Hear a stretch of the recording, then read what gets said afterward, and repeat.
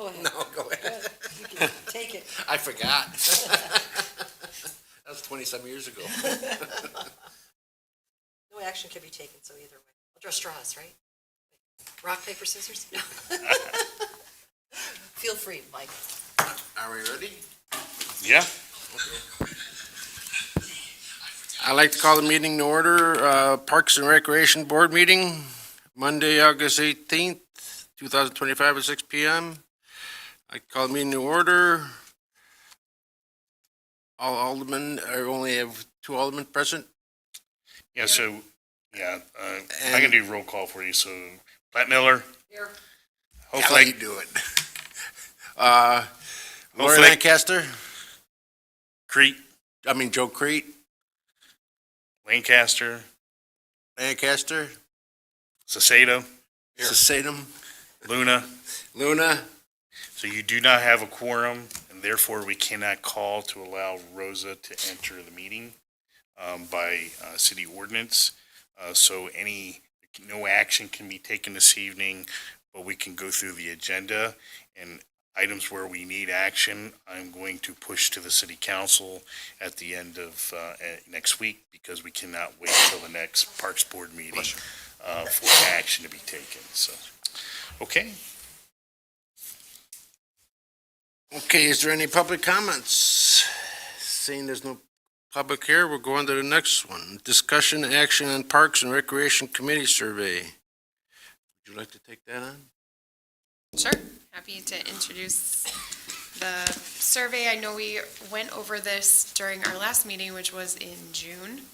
So this is the same copy except for one update, which was just a small update to the text. And the second to last question, which has this text box here towards the end. What ideas do you have for the site of the Harvard Aquatic Center other than a pool? Just to clarify that a little bit more. The past question said, what ideas do you have for the future state of the site? This is just a little more clear to try to generate interest. But happy to have any type of discussion on this. Ideas, thoughts? Is there any discussion on this? Get it out and find out. And we can do that at the city council meeting. Sure. Okay, seeing there's no discussion, we'll go on to the action of the Aquatic Center. Would you like to take that one too? Yes. Mr. Chairman? So I've prepared, this is a lot of information, so I've prepared it in a PowerPoint to go over it and help explain everything.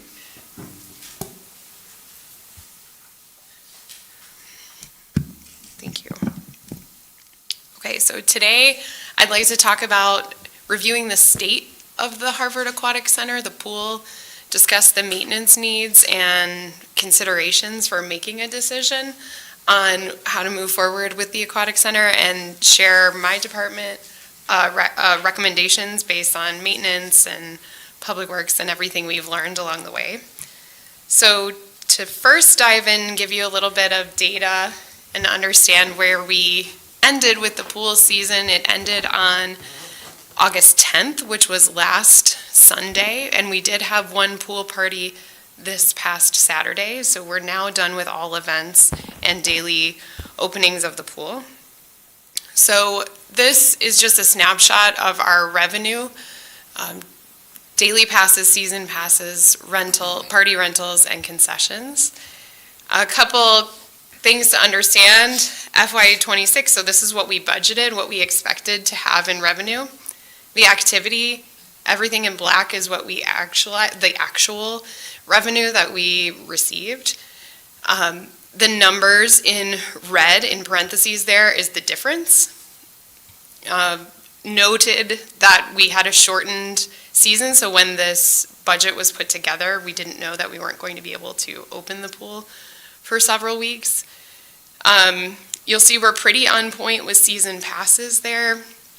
Party rentals and concessions were less. Obviously, daily passes were less because we were open 3 weeks less. But something to note in the purple asterisk there, Expenses were actually less than budgeted for concessions, so I just wanted to point that out because while we didn't make as much revenue that we expected, we actually didn't spend as much in concessions either. And then that final column to the right is just for some context on last year's numbers and this year's numbers. So we're pretty on point with how much revenue we made for season passes, party rentals, and concessions last year. Daily passes, because we were open 3 weeks fewer than last year, that's where you'll see that big difference. Any questions on that? Yeah, and the concessions, are you open every day at the concessions? Yes. Oh, because the day I was up there, it didn't seem like they were open, that's why. Oh, interesting. That was on a Sunday. Usually, concessions is open all the time except for private party rentals. Okay. If it was super hot, they might have had the Oh, The could be. window I didn't really closed. I didn't try that hard. I was just kind of checking things Checking out it while I was there. Yes. So to also give you a snapshot of our pool maintenance expenses. So again, I should note, these are not all of our revenues and all of our expenses for the pool, but kind of the key things. Pool maintenance, and this is expenses we've known up to last Friday. Maintenance, we had budgeted 26,000. Our activity was almost 32,000. So we're over with the expectation that we will have several more bills, even before we talk about kind of additional maintenance needed, but just because our regular preventative maintenance bills will come in. New equipment and infrastructure, we're under there on our expenses, and chemicals, we're kind of right on point. Again, we haven't had our final billing, but we're pretty much in that range. We're just $4 off as of Friday. Can I ask a question about chemicals? Do you think that number would have changed had we had been open the entire time? Are we- Probably. We have supply left, right? We have quite a bit of supply left of chemicals. For chlorine, for regular chlorine, but this is also when we have to shock the pool, it's usually a higher cost. We could find that out. Yeah, but- I'm just looking, if we're right on point and we were short 3 weeks, should that be taken into consideration next year for the budget? Just, Yeah, Doesn't it still run with the? yes. So Anyway, it was even- still full, but it wasn't, kids weren't getting in and out and it wasn't, Right. but we were, to your point, yes, we were keeping chemicals in the water, making sure, checking the levels. So it's probably pretty close, but depending on, yeah, just wondering. absolutely. I know all chemicals were pre-ordered prior to the start of the season, Okay. and they did bring a pretty big pallet in of everything. We'll have to do an inventory and see what's left. Should be noted, though, we did additional shocking that we would not have done if we did not have the maintenance problems. True. The shocking is a higher cost than standard operating chlorine, right? Yes, yes. Thank you. All right, so another piece of data to look at that we kind of were tracking over time this summer was our water usage. We noticed that the water usage was going up significantly, and so we took a really deep dive and looked at this over the last month in particular. So what you're looking at here, the year 2023, so 2 years ago, the units used, CCF is centum cubic feet, so 100 cubic feet of water, converted that to gallons roughly to make it a little more helpful. So even last year, 2024, we used 100% more water than we had the year before. This year, around early July, after we had been open about 2.5 weeks, we realized we were going through water, and we thought it might have been from the big water features. There's the mushroom and the buckets and the other big water feature there. So we actually turned those large water features off to try to see if that saved some water. So that's that asterisk right there to note that. But we used more than 150% more water than we did last year even, which is over 4 times as much as 2 years ago. And so I'll come back to this. The pool can operate losing water. However, you can see this is increasing. So it's possible that there was an issue last year that was maybe exacerbated over the winter, or we're not exactly sure yet. But it's important to note this and kind of think about this as we're going through all the maintenance needs. So where's the water going? I see that's a humongous amount increase there. We're not sure yet. No So- cracks in the pool anywhere, huh? I mean, if you had a Not- leak, you know where it is. That's a huge amount of water we're losing, Yeah. or it's just a Yes. lot. That's a big increase.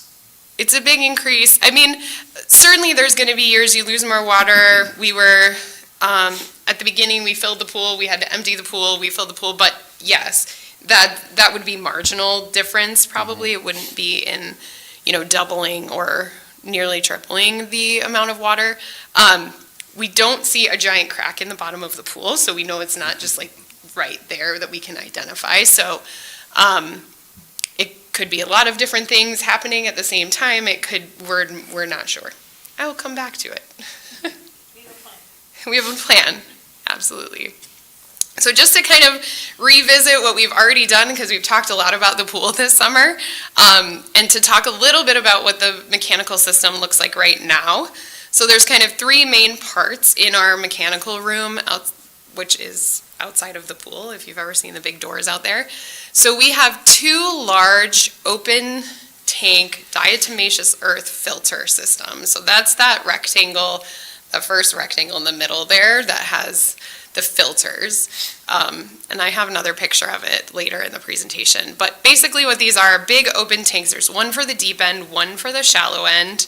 And that is where all of the pool water comes through, gets cleaned, and goes back into the pool. So it circulates through there. We replaced the flow rate paddle earlier this year. We got a new digital flow meter. Every day we monitor how the rate of water going through there. And so those were really important to get the pool up and running this year. In the middle, that middle picture, that's our boiler. We replaced the safety pressure relief valve on it. We had a new temperature sensor installed. We replaced a transformer in it. Basically, the chlorinated water comes through there, heats up, goes back out to the pool to make sure that our water is reasonable temperature. Again, I'll talk about this a little bit more, but this is especially important because we are in the Midwest and we fill the pool. It's really cold at the beginning of the season, so we have to heat it up in order to get it to a level that's safe and comfortable to swim at.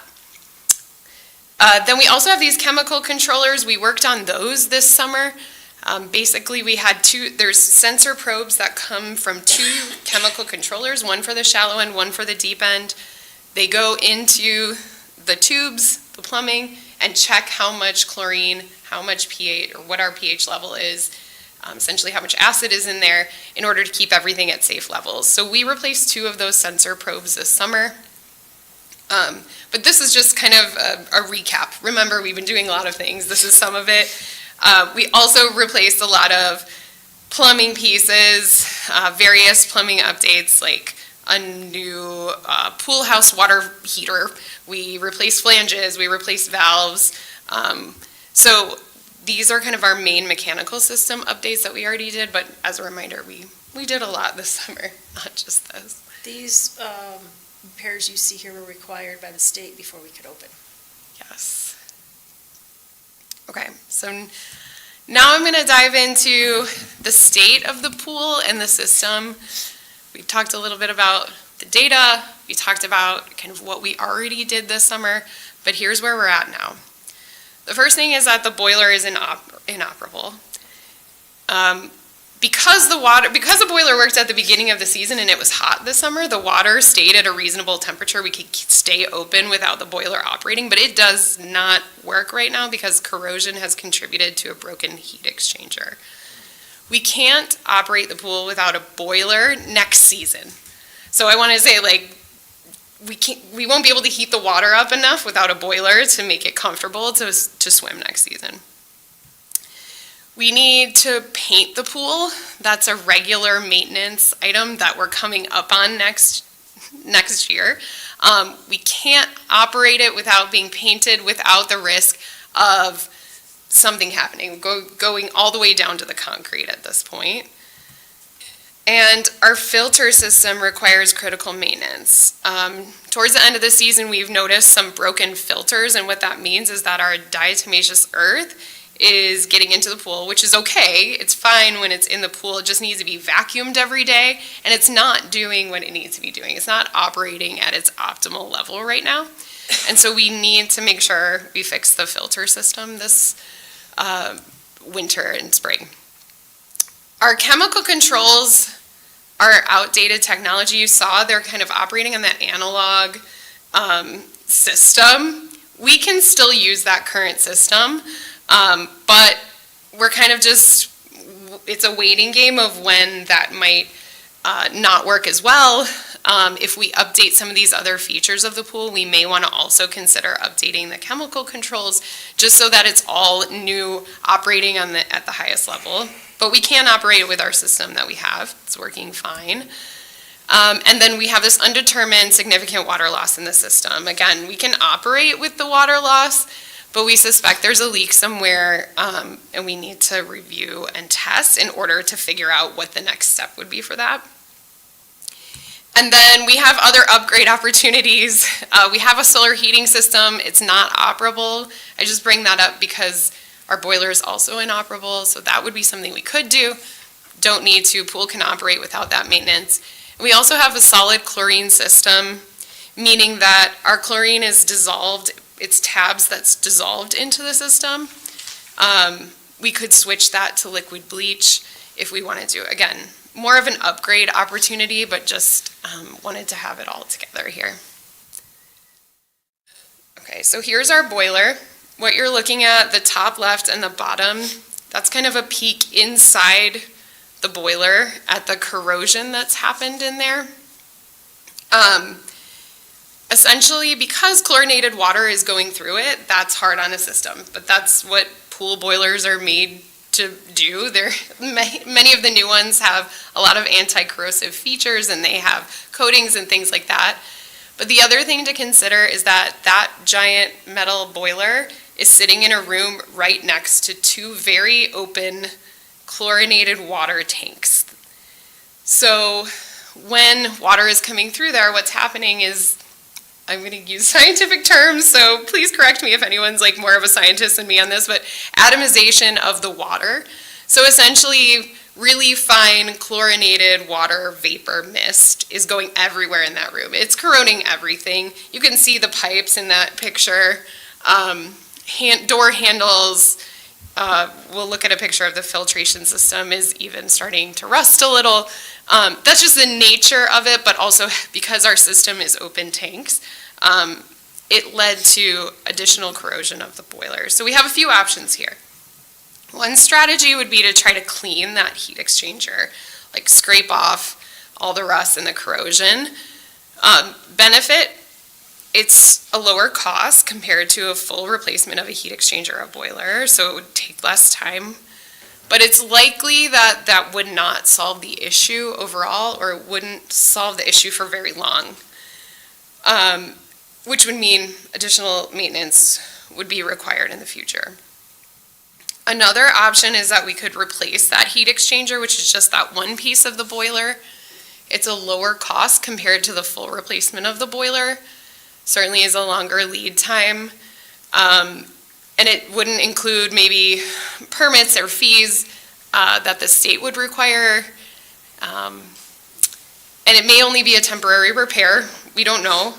But with something that's $44,000, we would want to consider maybe putting that money towards a new boiler with new pump and installation kind of all together, considering it's almost half the cost. Is that the original boiler when it was built? It's not. Huh? So that was very long ago. Yeah, so good point. This was replaced in 2020.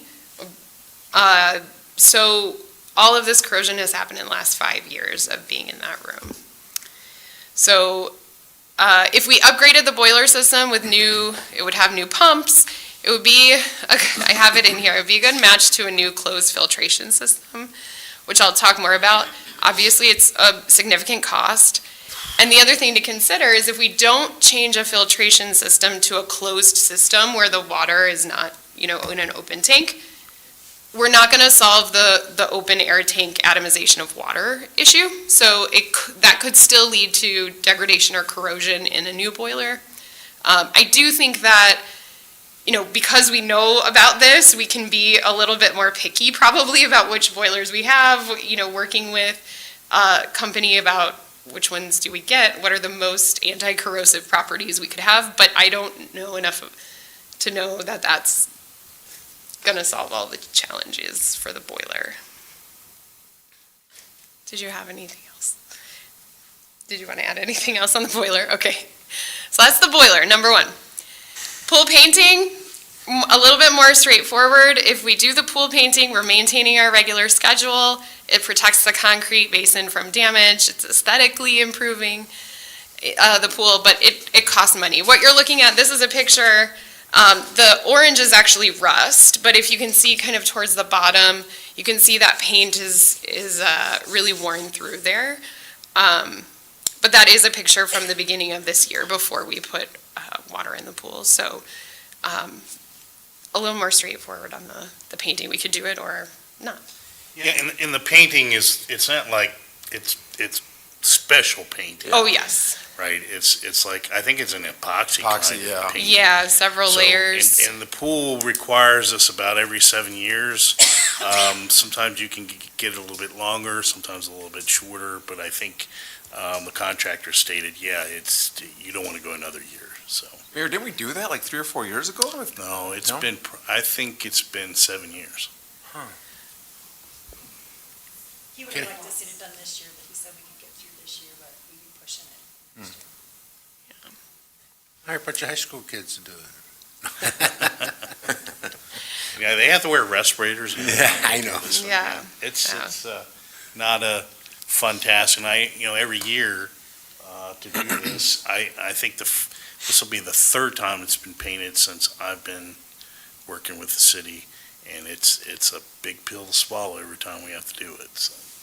Yeah. I think the last time was in the neighborhood of about 26K, 26, 27. Maybe it was, I don't know if we did in 2020, 2019. I can't recall.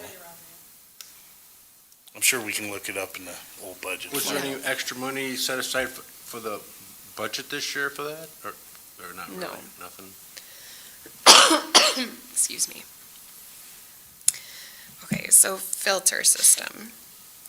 What you're looking at here on the top is one of the filter tanks with water in it. On the bottom left is the filter tank without water in it, so you can see more of those filters. They go all the way to the bottom of the tank there. And then the water picture, that's just the diatomaceous earth that has gotten through the filter that we vacuum out from the pool. So our first strategy here, we know there are 11 filters that we can see are broken. So that means that mesh on there might have a hole in it. They're all straight and in the system, but we know there are 11 are broken. So we could replace that. It's a lower cost compared to replacing all of it or overhauling the system. It may not fix all of the issues because it's only accounting for what we can tell are which ones are damaged. And of course, it still leaves that open system, but it's an option. It's what we've done in the past is kind of replace them as they've broken. There are 34 altogether between the two tanks. We could replace all of them at once, so all filters are the same age, quality, could decrease issues with the filtering system for the future season, and it would probably may decrease diatomaceous earth, which is that filter, that material in the pool. The biggest drawback there, the open system remains, could lead to system corrosion. It doesn't really solve any of that. And again, we kind of get in that middle ground of could this cost be put toward a replacement filter system? This is pricey though. If we replaced a whole system, which means we switch to a sand filtration, the benefit of that, it's a closed system, meaning no water that's chlorinated is open except for where the pool fills and where the sanitary receptor is. So meaning water going in and out comes out that way, but otherwise there's no exposed water there. It requires the filter tanks, but it also will require new pumps, the plumbing, labor, etc. And obviously it's costly. That is a drawback. I think from a maintenance perspective, it's safer. Diatomaceous earth, there's a little bit about this in here. It's considered carcinogenic if it's inhaled. So when we work with it in the chemical room, mechanical room, you have to wear a respirator. It's like very serious. Once it's in the water and it's in the system, it's not, you're not going to inhale it. So it's not as big of a deal, but we're just very cautious around using it when we put it into the system. So it would decrease some of that PPE required to work with the system. But that's just context for that. I don't know if you've ever used diatomaceous earth. It also is really good at getting rid of ants in your mulch and things like that. Yeah. But no, it's not chemical. It's just like ground up fossils, essentially. Chemical controllers, I talked a little bit about this. We have two. If we wanted to replace both, cost about $7,000 just in terms of the parts and labor. This would update to a digital system. We don't need to do this, but it would help us replace before things are broken. If we're thinking about replacing or switching out other things, it might prevent potential issues with two different systems kind of butting up against each other. It's an upfront cost when we're not, a drawback is it's an upfront cost when it's not immediately necessary. State permitting may be required to alter these systems as well because they want to make sure that they're all operating properly. Obviously, the chemicals is a serious thing. You want to make sure that it's done properly. So, something to consider. And then our unknown water loss. As some of the questions we've already talked about, the benefits to finding out where this is, what is happening here, is to reduce the toll on their treated water system, to avoid either a sinkhole or a cesspool. Where is this water going? We don't know at this point. And potentially reduce chemicals. So like every time chemical water is leaching out, we have to put more water in, we have to put more chemicals into that water. A drawback of finding out is that we don't know what we're getting into, what we might have to repair. The pool cannot operate without identifying or remedying it, but it could take a toll on the water system and certainly in the environment. So we're taking this pretty seriously, but it's also expensive. The quote was $40,000 just to do, they would have to put a diver in, dye test, try to figure out where the water is going, in addition to pressure testing. So you dye test when there's water in the pool to see if it goes anywhere. You pressure test the system once the water comes out so you can see if any of the pipes have cracks or leaks or anything like that, any of the valves are broken. It could possibly also require visualization of the lines. So it's probably underground somewhere, right, leading back to the boilers or the pool house. Anybody ever walk around the area, see if there's any soft spots? I've walked around there a lot. I have not found any, but I haven't walked everywhere. Is there a certain pressure that you gotta have coming back into the pool house leading from the pool? Do we know? I'm just wondering, if Yes. losing water underground somewhere, that would probably be lack of pressure going back in. Yes. I don't know the numbers. I could look more deeply at the quote, but I'm sure it's, So it could be a single leak that's really big. That's not real likely, because if that was the case, we probably would see a sinkhole by now.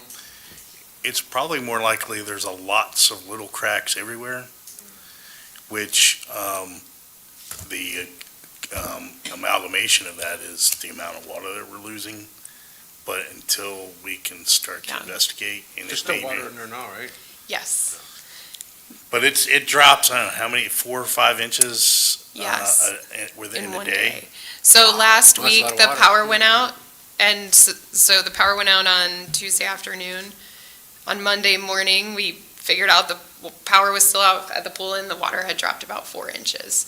So it leads us to reasonably start at any kind of outflow, like maybe the drains need to be resealed. Like it could be something as simple as there's not a big crack in the pool, but if everywhere there's insulation is not the right word, but everywhere that all of those drains that run around the pool, maybe they all need to be resealed and water's just slowly leaking out of all of them. We're not positive. Does So the right pool now, get what- drained during the winter? I don't remember. Yes. Yeah.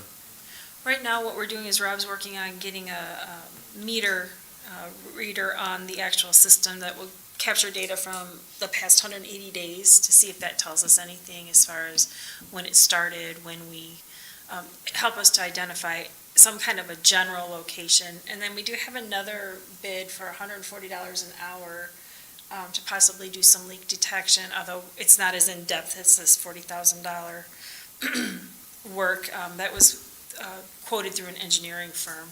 So we do have some things in the works to try to identify where to go, whether it's underground, whether it's valves. It could be the skimmers on the side.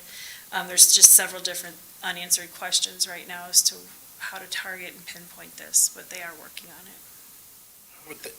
In my opinion, I think you need to find out where all that water is going before you stick a bunch more money in that pool. Because what if there was a big issue? Well, I think that's the point of this presentation is here are all the things we need to do to return the pool to service next year. But wait, we have a huge leak. We need to find out where the leak is. I think and that might change what you decide to do for all this other maintenance. How much was that community center that we talked about a few years back? I'm just doing some tallying. I think we're just in the required maintenance, not including the pool leak, you're 167K, is that right? I'll skip the upgrade opportunities because I'm going to guess we probably don't need to talk about those as much, Yeah, but it's a yes. bit, yeah. Yes. So if we're just looking at the things that we would recommend you should definitely look into, we have to replace the boiler, we have to paint the pool, we would have to, at the very least, replace the visibly broken filters. And I would recommend also inspecting for the water loss. Keeping in mind, we may find out where the water loss is, and it's a thing that's as small as we just turn off the water slide, and we can't use the water slide until we can fund an update. But it also could be that a line underneath the pool is cracked, and we have to figure out how to fix that, requiring major construction. So it could be, I have no idea, unable to estimate what that will tell us. So looking at this, my recommendations would be everything in red is kind of like the least that we should be doing. But I would recommend updating the filter system. I would recommend resolving the water loss issues once we find out what they are. And then the chemical controllers, just because if we were to overhaul all of the other things, it would be, potentially could be prudent to also update that. Have you had this problem before at the pool? Water? It looks like the last couple of years it's been slowly building up. Yeah. Nothing before, like last 25 years? Not that I recall. We pulled data from 5 years back, Yes. and it just seems to be started last year. Yeah. And realize you're going to lose water throughout this pool season from splash out and from evaporation. Like that's natural, but 5 inches? this is not natural. This is Yeah. not natural. There's Yeah. definitely either a lot of small leaks or one, or a couple of really big ones. Yeah. I'm suspecting it's a lot of small ones. And then where those leaks are going to determine, what's required to fix those. So once we understand that, we'll be coming back with, here's the update. Well, what Could we be find, hundreds it of could be thousands of something dollars really if it was really easy. bad. It could be something really easy, or it could be something really Right. major, which is going to really affect what you decide to do when it comes to the pool, because until we know that data, it really is kind of a little bit premature to determine what you're going to do in terms of repairs. Yeah. Because if it's an issue where you need to replace all the plumbing under the pool, I don't know what that price tag would be. And then patch the pool. and then paint, and then do all this other stuff. Right. Right. You're quickly reaching a point where No pool. it doesn't, we don't have the funding. Yeah. We'd have to save up for several years. The engineering firm that's charging $140 an hour, Deb, is that what you said?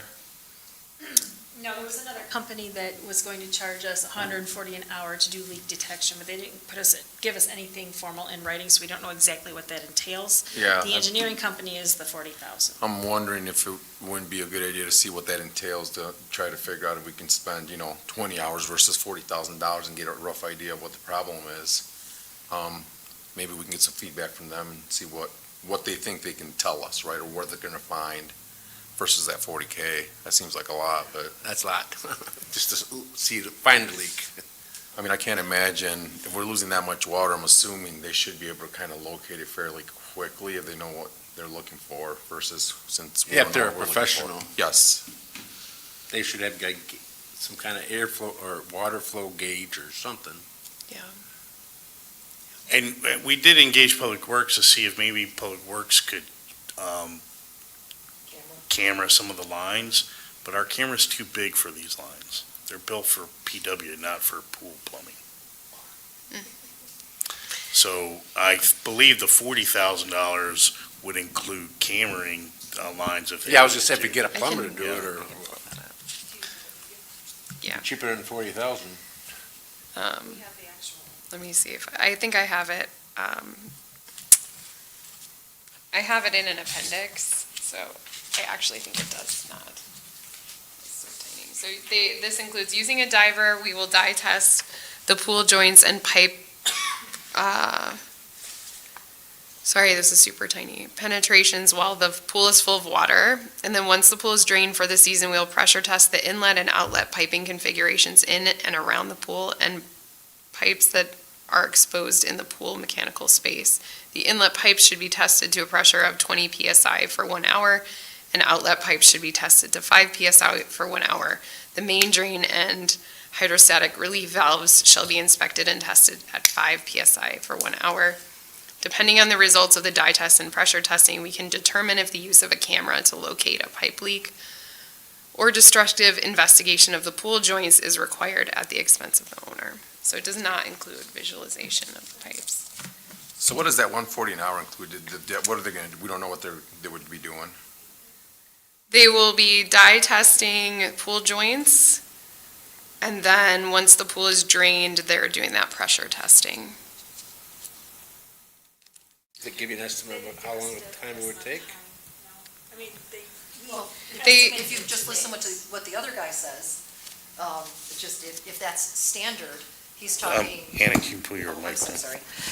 If that's standard, he's already basically said that there are 4 joints that each need to be tested at an hour apiece, if I recall what you're saying correctly, For the for the the engineer. drains. Yeah, so For the he's, $40,000, was yeah, that so, verbal? I'm sorry? Was that a verbal quote?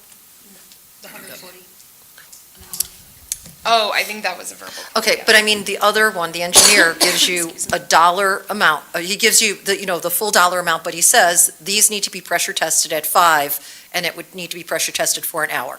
And so if I added up the time right in my head, we're looking at 4 or 5 hours, maybe 6, just going back over, trying to remember, this one Yes. needs to be an hour, this one needs to be 2.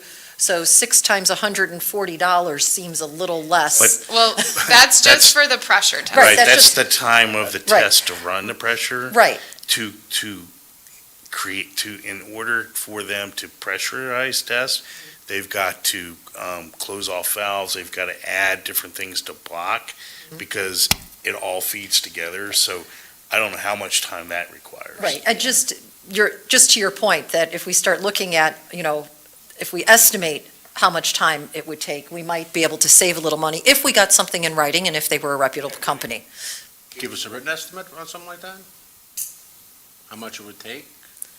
We can Or at least a think better it's- estimate than $140 an hour for, at least like estimate on the time? Yes. I know that they said they could, because they will also have to use a diver to dye test the pool, which I'm not sure how, that's probably a whole day. at least. But they said they could get, again, this will have to go out to bid if we do that, but 30 days would be about their timeline to figure out what the issue is what they came back and said. 30 days, it's gonna take them 30 days or 30 days? 30 days would be like the whole time from, when they're hired, scheduled out to do all of this. And this is the engineering firm or the other office? This is the engineering firm. Okay. This is the formal quote. And it was said early on that there wasn't this type of budget for any type of pool repair. No, we're over our maintenance, we're Yeah, over our just maintenance make- budget already. For the, just for clarity. We got a lot more impact fees this year, though. How are we planning on paying for this if regardless if we go for the 40,000 or if we decide to hire that other firm for $140 an hour? So if you're gonna start with the water detection, which sounds like the direction that you're suggesting we go, we have money in our money market, our parks money market account, we have 70,000. You would be able to use 40,000 from there to do this project. We could go for a budget amendment in the parks fund through the general fund and increase the maintenance line item to get this project done. Or you could wait and budget for it next fiscal year, which I wouldn't recommend, because you're gonna need some time to detect that leak, repair that leak, or not repair the leak, depending on what it is. And everything else, fix everything else. So it should be done this year. I would think so, yes. My And soon. recommendation would be, you need to figure out the leek first. Yeah, right. Yes, And you absolutely. should do that before winter. Yeah. Sounds like that's a consensus anyway. Yeah. So, obviously you can't take any action in this Right. meeting, but, it needed to be discussed, and then this will be taken to council next week. Yeah. But it's a serious issue. It's an extremely serious issue, and I think this is one of those things that maybe now looking at that survey, I'm almost like, maybe what we need to, I think your phrasing of that question may need to even be more poignant is, would you go for a raise in your fees to keep the pool, or do you see something else? Because we've got to make sure our community really understands this is going to fall on us talking to our constituents, that they really understand what we're talking about here financially, and, how often do you use the pool? How much money is it worth to you? This is, like you said, Mayor, it's a big deal. Very big It's a very big deal. And how big of it, the repairs alone, the critical minimums are a big deal in and of itself. And maybe that's all that we need. Maybe we discover after the leak that it's a relatively minor thing and easy to repair. Or maybe it's something that's major, and that's where you've got to come to make, basically come to make some very tough decisions. So. And especially when, I'm one of those people, and I've never made bones about it. I always, when the referendum came in for the pool, as a citizen, I voted no, because I could not justify in my mind, in our climate, having an outdoor pool. And I thought, you know what, I would rather spend, as I told the surveyor, twice as much to have an indoor pool that I could use year-round, as opposed to an outdoor pool. And so I see this, and I'm like, I'm glad I'm not you. So how do we move forward with this then, Mayor? Because Well, we need to do it. Yeah, so this will go to council next week, and council will make a decision what they want to do overall here, but, my recommendation is let's do the leak test first. Yeah. And figure out how bad is this problem, because that's going to dictate what you decide to do thereafter. Yeah, even if no action can be taken today, I would agree with you, Mayor. Could we get a better quote between now and the city council meeting? Perhaps. I think part of the issue is, especially in the hour one, how long could it take? Well, it depends. If they find. No, I know, my job, so yeah, it's the hard to no- give an yeah. estimate, at least a guesstimate. Yeah, sure. It'd be a bit like for you know, hey, I've got a grounding problem somewhere in my No, house. I get it. You That's know, why I and said guess. If you find it really fast, it only takes a I few understand hours. it. So I understand. I'll reach out to Rob tomorrow and we'll get a conference call with the company that Sure. quoted us I mean, $100 for an hour. And I'll have an more answers by educated Tuesday. guess at least. Yeah, or calling up other municipalities they did this for, and how much did it cost you? It's in the public record. Well, at $40,000, it went 40, that's $285, 85 hours. They're saying, I mean, just breaking it down, right? I mean, if this company at $140 an hour even does 100 hours, it's gonna be way cheaper. It would be nice to know what kind of a legit estimate, are they a reputable company, what are they gonna do, what will they find what we're looking for, right? At that point, if it.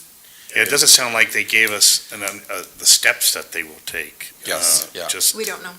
dollar per hour. So we'll find that info out. Yeah. It's like their process of what they're doing. Right, The right. purpose of this discussion was to try to get an idea of which direction you wanted us to head with doing this. So now that we have that, we can Nope. pull the And then- information together. Mayor, pardon my ignorance, but for a dollar amount, to inspect for water loss to $40,000, is that something that goes out for bid? At that dollar amount? You're, Or is it just something we do? it's above the dollar amount that we could authorize, so it would Yep, have to okay. go out to bid. There Well, we go. Can we authorize the $140 an hour though, Mayor? Or is that something? That you could, because you don't have. That's more maintenance. You don't know what the final dollar amount would be. If that quote came in under 10, we could just do it. Yeah, if it was under 10, we could, Mm-hmm. I have authority there to just do it, but above that, then. We have to go out for bid. We've gotta Yeah. send it out, so. Thank you. That's why that's why there's urgency to do Yeah, something yeah. here, and so we want to get that in front of council as soon as possible. Great. If you're interested, we have other mechanical updates we're gonna do. Certainly not as extensive, but just to give an idea of some other things we're thinking about for next year and the state of the pool. Kind of overall, just making things more comfortable, more efficient. But we're not doing any of this until we figure out the mechanicals. But this is more of a, look, there's an outlook. It's great. And just, I pulled some of the quotes from Google reviews, there are people that love coming to the pool. So I just thought that's nice to have in there after all this doom and gloom of $265,000. But thank you so much for your questions and discussion, and I appreciate it. Thank you. Thank you. Thank you. Just so you know, there was a referendum on the pool, so it passed, so most of the city did I know. accept it. Because actually, They I was did. the chairman at the time. I was going to say, I know most of them did, but not all of us did. Yeah, but the majority did. Right. It's just saying, it's just, Right. Okay. it seems like yesterday. We'll go on, and any other discussion?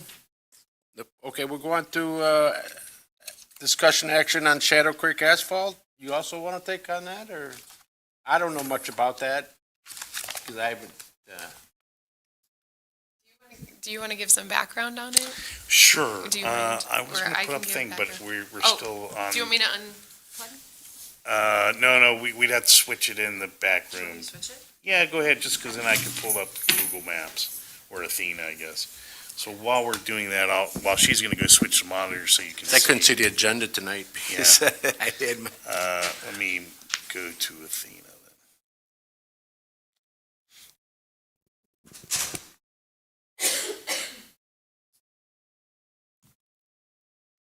Are we waiting for her?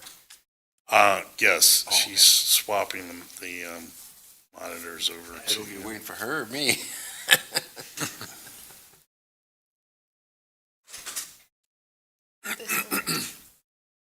Thank you, Deb.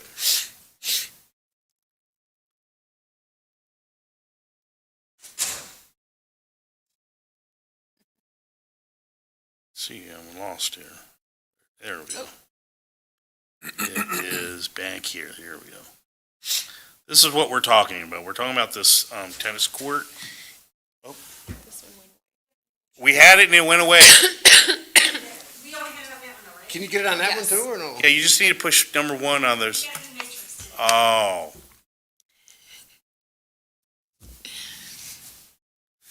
Who knew? I didn't know this. I know, just happened.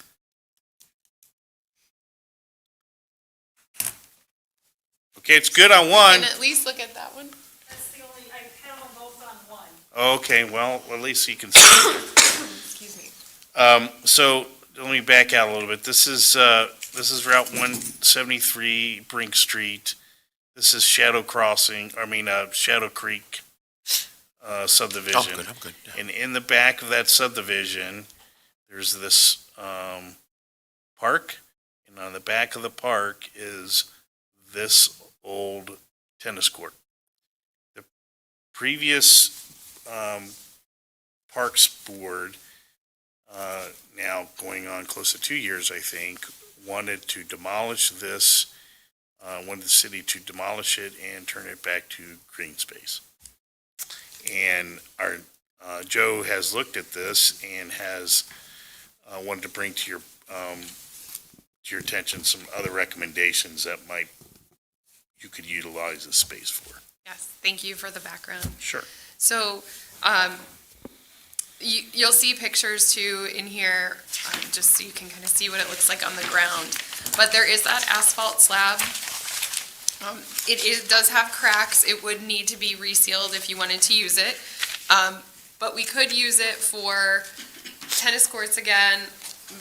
A bunch of different ideas are listed here of how we could keep that and optimize it if you wanted to keep it and use it. There is the parking lot there, there is a playground there, there's a basketball hoop there. When I went out there to take these pictures, there were even people out using the park, the playground, and so just to give context on, I'm not there all the time, I'm not counting how many people go there and use it, but I think it is a used park. So if we wanted to keep it, we did get a quote on seal coating and crack repair would be $2,500. Would not include the striping for any of the courts, but we could use that. We could also go forward and tear it out and create something different. I have some very large ideas on here, like a skate park, but also it could be something small, just like a bird watching destination or something like that. You can see the options here. I just wanted to also say some key considerations. There would still be a cost to tear it out and to replace that with grass or sod or whatever we would move forward with that. If we wanted to pour a similar court somewhere else, it could be costly. So you may want to opt to keep this and revive it. And just a note, there is a water line, I've talked with Public Works, that runs under there. It's accessible, so if we ever wanted to add water to that location, we could. I think there's a fire hydrant at the back. You'll notice those verticades in the picture. That's just because there were concrete posts for the old tennis courts, and Public Works did remove those, so that's why those. So there's holes there essentially? Yeah, it's kind of just. A depression? Yes, exactly, perfect. So. Well, originally, I thought we were gonna remove that, and just bring it back to grass, so we didn't have to deal with it. I know we have the Northfield Court, tennis courts that I'd like to see get repaired before we repair these. Just because I think those get utilized more than these particular tennis A lot of courts. people don't realize it was there anyway. Well, I think at one time they did use them quite a bit, but they're so run down. I mean, you can't play tennis on there anymore. I just don't know, what would it cost to tear them down? Could the city do that? Could our employees do that, or do we have to hire someone to do that? I think the original plan was to have. The city workers, yeah, public works. I would think so, backhoe and a dump truck. I'm just thinking at that point, I don't know, we have to remove that gravel from there and put topsoil for grass, or we could just go ahead and put topsoil and just seed it. I mean, I just don't know if spending any more money on that is a good idea right now with other things or other parks that are being utilized more, that I think we need to spend more money on. I mean, that's just my own opinion. I've been on the board for a while, and this has been an ongoing issue, and I thought the last time we discussed it, it was gonna get tore out by the city, is what I thought we were gonna do with that. Was there a motion made and passed? I can't remember, honestly. Okay. There was original direction, I believe it was in January of '23. Did That sounds the right. Alderman say something about it? There was original direction around that time to remove them, and then management changed over. We had a new Parks and Recs director, and at that time, I believe internally, it was, what can we do with this instead? And it just kind of never went anywhere. It's been brought back to So basically see if you want to utilize this, based on the fact that it was presented that it's in really good condition. So to just tear it out might not be the best thing to do with it. And because we have a new council, we decided to get another opinion. So I think that a couple of things. Yes, the board did vote and council agreed to tear it out. However, the past city administrator was interested in utilizing the space because because it's flat and it's paved, that there might be a cell tower opportunity to go in that area. And so he was kind of trying to work that angle. That never went anywhere. And part of that, the delays was him trying to figure out if he could Gotcha. find a way to generate revenue for the city using the space versus spending and tearing it out. And if he was going to be successful at that, he would have brought it to you and said, hey, we worked out a deal. What do you think? That never happened. In the meantime, it sounds like the reinspection that's recently happened has determined that it's not in as bad a shape as was originally determined or stated, and that the cost to bring it back to a usable surface for some kind of activity isn't nearly as expensive if you were to build it from scratch. So the thought process here was, hey, we think there might be an opportunity to utilize this area with a little bit of funding, and instead of kind of throwing good money after bad in terms of tearing it out, and we just no longer have that resource. And so I think that was the point here is it's not nearly, I mean, it's in bad shape, but it's not as bad as where it's completely not usable. So would we resurface it as a tennis court or just resurface it as a usable area? Well, I think that's part of her list here. There are a number of things that she's listed here. Do we have pickleball courts where the tennis courts are now, or no? The current tennis court has been striped to do both tennis and pickleball Pickleball, okay. at Northfield, yes. Okay, and then, of course, I'm just going to giggle here because I see you have splash pad down there, and boy, that might be a real opportunity if something happens or something doesn't happen with the pool. You can read right through my brain. But yes, the fencing is in good shape. We did seal the cracks at Northfield earlier this summer, and so that is the pickleball and the tennis. You would need a whole new net also, right? Yes, What are those Yes. costs, you know? I don't know. We would have to kind of price all that out based on what decision is made. Well, yeah, but maybe you know the cost of a new fence, that might help with the decision too. So we're at $3,000 to I want to go resurface drive and up there and take a restripe. better look at it before the meeting. I guess I'd like to see what it would cost to install those posts again, then put up the nets, right? So we're at three Get a grand better now. and educated guess. I guess that would maybe give us a better understanding if, yes, we repair it, you know, if it's gonna be a $5,000-6,000 job versus a $10,000 job. And I'm just going back is like, it's just one more thing that we have to, I guess one of the things that I worry about with the parks is A, we don't have a lot of funding or money to do much of anything. And B, if we're adding new things, and this isn't a new thing, but Well, this is maintaining, we're really. repairing something. Now we have 2 tennis courts, right? We have one there, we have one in Northfield Court that we're gonna have to maintain. And I don't wanna ever get rid of stuff. I don't wanna get rid of the pool. I wanna fix it because we have it. Because once they're gone, they're gone. Just like if this is gone, it's gone, right? So, I'm always in favor of repairing and fixing, but then it's just one more area that we have to take on and repair and fix, and we don't have the funding to do it. That's kind of what I'm always looking at. When's the last time anything was maintained on that? Anybody know? No, I think they, Greater than 7 years ago. yeah. Oh, okay. And when did we take those, the tennis, I can't remember when those posts were removed, a couple years ago maybe? I don't know when the posts were removed. I have no There, idea.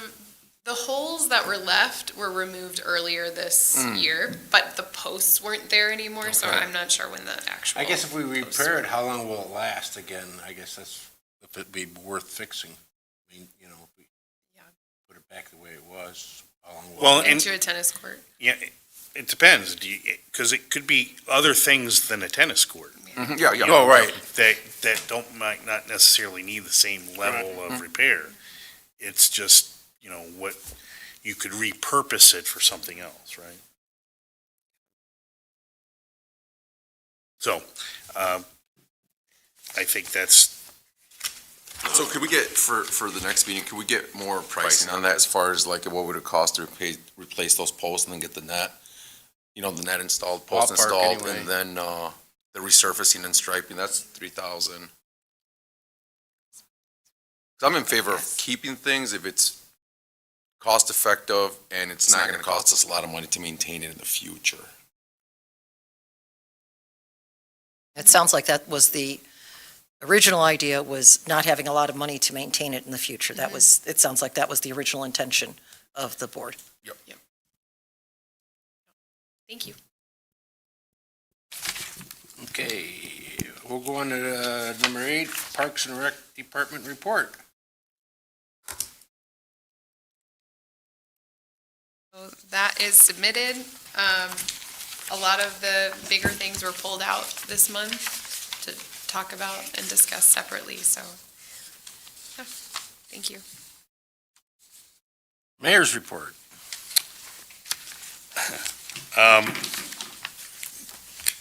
I do want to bring one thing that I have been kind of working behind the scenes on with the Parks Foundation, as well as some ideas we've been kind of kicking around. So, and also, I think we should probably talk a little bit about the OSLAD grant. I don't think we've had a discussion about that, have we? You haven't presented anything? No, about I have that? not presented Okay. anything about OSLAD. So let's talk about that first. So the OSLAD grant that the city applied for last year, which if you recall, PEP was the big map that we had created for kind of resituating the football field, adding pickleball courts, some soccer fields like, true soccer fields and other pathways and parking. So we applied for that grant and recognized that that plan was a multi-phased plan. So the OSLAD grant is limited to $600,000 per awardee. And so that total plan was probably going to take at least 3 phases or 3 grants, and how long that would take. But the first phase, we would do a certain amount of stuff, and then we would apply again at some later time. And I think you have to wait so many years before you can be re-awarded it, but that was the plan. So the first, we hired our engineering firm to create the package and write the grant, and that was submitted. Then we ran into an issue because the grantor came back and said, well, you applied for this grant and checked the box that you're a disadvantaged community. And there's advantage, the reason we did that is because our match drops down to 10%, or to 0. Without that, the match is 50%.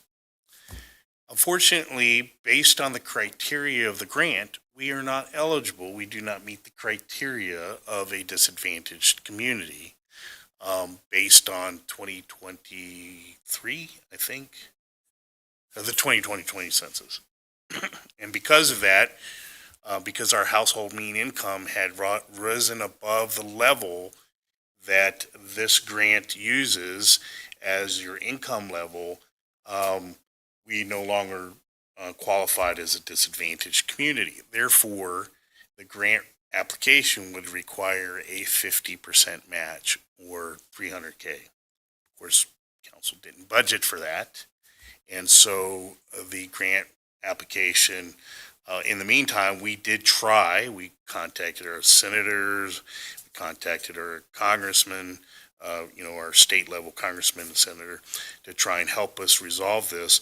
And in the end, it was determined we were not eligible for that disadvantaged community. Therefore, the grant was never actually tendered or considered for that round because we didn't have the funding.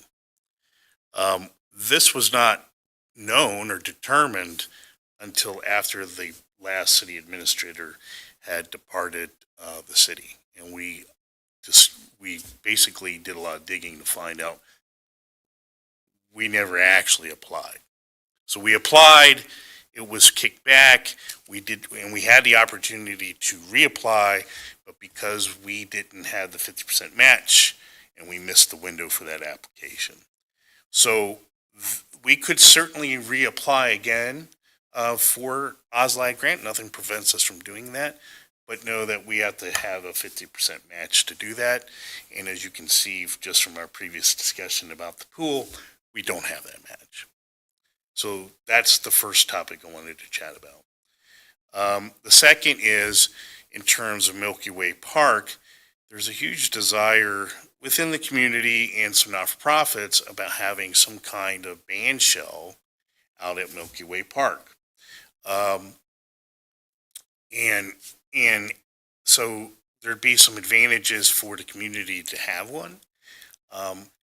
I did go speak to Milk Days because they're interested in it, but they're more interested not just a band shell, but actually a large pavilion because of the time of their festival is very unpredictable and there's almost every year it rains. So having a pavilion is of more importance to them than actually the band shell, or a combination of the two would be advantage to them because they have to rent tents every year to be able to do their entertainment, and they need to have cover because of that, because of the time of year. And it's a huge expense to Milk Days to rent these tents, especially because Berg Industries went out of business last year, and so they've left a large hole in the marketplace. The other vendors that are out there now are charging quite a bit more than what Berg Industries did. So Milk Days has seen a larger increase to their expenses. So they would benefit from having at least a combination of some kind of pavilion / band shell. The Parks Foundation right now is very focused on the one project that they've been saving towards and working towards, and that is putting in a basketball facility, not facility, but basketball court, I should say, half court at Northfield Park. And this has been on the list for the Parks Board for a long time as an amenity to add. We just have never had the funding to do it or never prioritized the funding to do it. So the Parks Board or the Parks Foundation has said, hey, we'll take on that because we want to help and raise the funds to pay for that. So that's what they've been working on. They think they may have that funding, which is going to be in about the 40, 50K range to build out what they think would be, with backstop and all that to capture the balls at Milky Way Park using concrete, which will last longer than asphalt and require less maintenance. Can I just stop you for a second? Certainly. You said basketball court, is that at Northfield or at Milky Way? Northfield. Okay, just making sure. Thank you. So that's a project that they've been working towards and fundraising for, and they took that based on the Parks Board's kind of amenity priorities, and that was on the list of amenities that the parks wanted to do. Now, I say all that to tell you that we've come aware of another grant that we want to apply for from the city. So the city is going to apply for it, and I think this basketball court would be a very good project to seek for a grant for. And we believe that we could be very competitive with that. And so what I've told the foundation is the city is going to seek to apply for this grant to pay for the basketball at Northfield. If that happens and we're awarded the grant, then I'm going to ask the foundation the money that they want to allocate for the basketball, could you now put your sights on a band shell? And maybe a band shell pavilion, right? Something, because they want to do a large project. And Milk Days, I think, would help support that. And then maybe the city, we would have a three-legged, funding to try and create that. So all of that hinges on right now to see if we can get this grant. I think it was through T-Mobile, that we're going to apply for to try and put those resources towards the basketball. If that doesn't happen and the Parks Foundation goes forward with the basketball on their own, then I'll ask them after they do that project, can we start now focusing on something at Milky Way like the band shell? So I have some expectation that we'll be working in that direction in the future. It's just a matter of whether or not we can start sooner than later. Nonetheless, I expect that it will take us still probably, some fundraising over a few years through the Parks Foundation for their portion, and would allow also Milk Days to kind of help give their input about maybe, what kind of pavilion they might want to see out there. How big are they thinking? Well, their tents that they were renting were like I think they were 60 by 80, something like that. I think is what they were renting for. Some that long, So big enough to hold, a few hundred people. Not Wolf Trap. I don't know if you know Wolf Trap. If you're from Virginia, you would know that. Not Ravinia, not something like that, but something much more. Virginia's not that big. I don't know how many people do they hold under the pavilion in Ravinia. That's a good question, but it's really not, it's angled, so there are more. Right. But the square footage is actually not that large for the, it's about maybe a quarter of the size of the lawn area, which also isn't as big as you think it is. No, that's true. I've been to Ravinia many times. So, Yeah, you think about it. Yeah.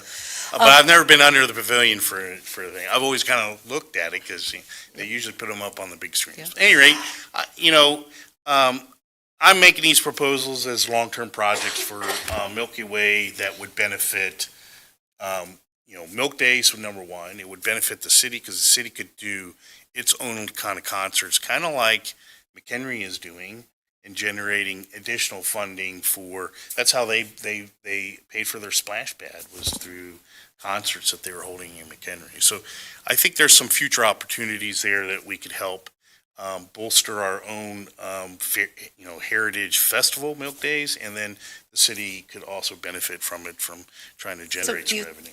Just out of curiosity, and you might not have the answer to this, again, looking long-term, is that something that OSLED grant would support? Quite possibly it could. Okay. And if we had the 50% match, Yeah. it doesn't have to come from the city. Right, that's You what just I'm, have to have 50%. It might be an opportunity for the city to do to that partner too. with. Yes. Yeah, okay, thank So, you. Still kind of in the infancy phase, but I definitely wanted to bring it to your attention as some things that we're trying to propose for the future. And I just have to say this because I remember, and you'll remember this, Mike, because the kids are the same age. There are some wonderful things this community has done in the past. And I remember when at Jefferson School, when the playground was in such disrepair, and I believe one of the councilman's wives actually spearheaded, what does $1 million look like? And they collected $1 million pennies. The kids at the schools collected $1 million pennies to fund that project. And the reason I remember it so well is that the city was really, really concerned about the infrastructure of bringing $1 million pennies on Jefferson Street, if they could hold the weight, because back then they were all copper. But, there are some wonderful opportunities to get the city involved and to back projects. We've done it in the past, and it'd be nice to see some of those things happen again. Agreed. Mayor, this T-Mobile grant, how much is it? I think it's 50K. And that T-Mobile grant is like an ongoing thing, like it's not like a one and done thing. It's, if we miss it this round, we can reapply again in so many months. Is that the one that Woodstock won a few years back? Actually, I think that's a slightly different program that they had, Okay. because that was like their kind of hometown thing, or it was Yeah. like this is a separate Okay. ongoing grant. And that's all I have, Mike. Thank you, Mayor. We'll go on to strategic vision. What do we got? I'd say we really need the full board here to really kind of vet and discuss what you want to do. And, the pool might fall into some of that as to what you want to do for strategic vision for the future. So I'm going to recommend, to at least have a quorum to really kind of tackle that one. Oh, yeah, we can't really do much without the pool.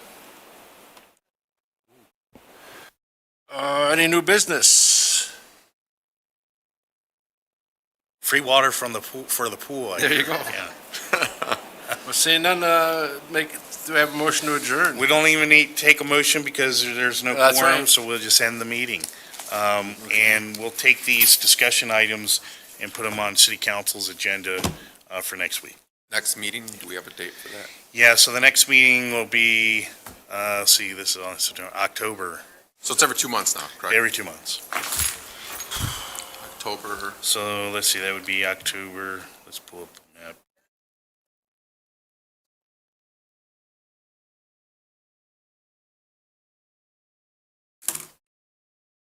September, October, yeah, the 20th, September 20th. Got it on the calendar I mean, already. sorry, October 20th. Yeah, Now that you said basketball court, I wonder how that would work at the tennis court which tennis court? up at Shadow Creek.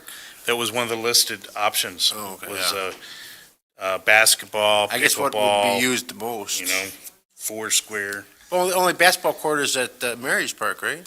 No, there is a basketball hoop in the park right by the tennis court in Shadow Creek. There's also one at Milky Way.